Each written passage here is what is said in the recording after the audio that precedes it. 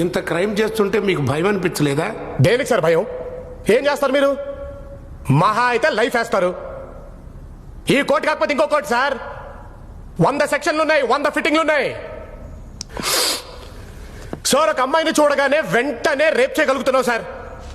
మీరు వెంటనే శిక్ష చేయగలుగుతున్నారా? ఇంతెందుకు సార్, తప్పు చేసామని మేము ఒప్పేసుకుంటున్నాం. రేపో ఎల్లుండో 2 రోజుల్లో మీరు మమ్మల్ని ఉరి తీయగలుగుతారా? భారతదేశంలో ఎప్పుడు ఇలా జరగలేదు, 2 రోజులు ఊరు ఎలా తీస్తామని మీరే అంటారు సార్. ఆల్రెడీ ఈ కంట్రీలో ఉరి శిక్ష పడ్డ ఖైదీలు 52 మంది ఉన్నారు సార్.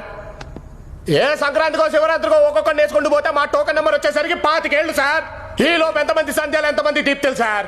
సార్ అందుకే సార్ ఈ దేశం అంటే అంత ఇష్టం నాకు. ఈ కంట్రీలో ఉండే ఫ్రీడమ్ ఏ కంట్రీలో ఉంటుందో చెప్పండి సార్ మీరు.